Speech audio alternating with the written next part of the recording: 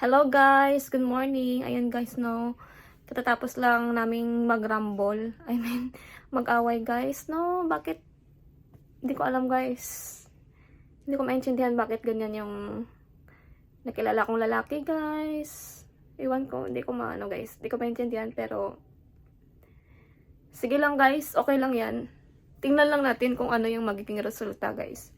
So ngayon guys ay kasi guys, alam nyo, napakatigas talaga yung ulan niya na yung feeling na ano guys, na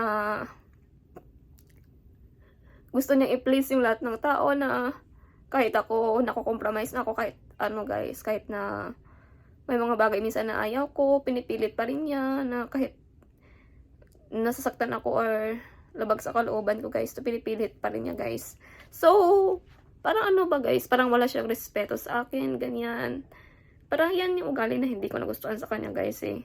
So, ayun guys. Advisean nyo naman guys kung ano yung gagawin ko guys. Kasi, palagi na lang kaming nag-aaway guys. Ayan.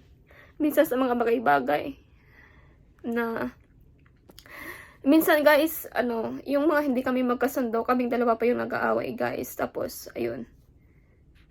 Ano kasi siya guys, mas matanda siya sa akin ng, ano, almost 4 years guys. So, ayun. Ang akala ko pa naman guys, naintindihan niya ako kasi nga 'di ba mas bata ako sa kanya at mas matanda siya sa akin. Yun pala ay mas sobra pa pala yung mas matindi pa pala siya kaysa sa akin guys. Mas siya pala yung walang intindi guys.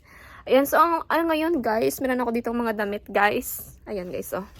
Napakadami kong damit guys. Tingnan nyo nga naman guys. Ayan. So ito pala guys ay ila-live selling ko. Sa TikTok naman siguro guys, napakadami kasi nito. Ito hindi akin to, hindi ko alam kung sino naglagay nito dito sa ano. Tapos meron pa din dito guys, oh, napakadaming damit ko na ila-live selling ko guys. Ayan guys. Kasi naman guys, ay naipon-ipon na siya dito at wala naman ako. Pwede ko naman siyang mabigay guys sa iba guys, no? Ipagbigay ko. Pwede ko naman siyang ibigay. Pero ila-live selling ko yung iba, tsaka yung iba-iba pa ibibigay ko lang. Ayun lang guys. Thank you, bye-bye.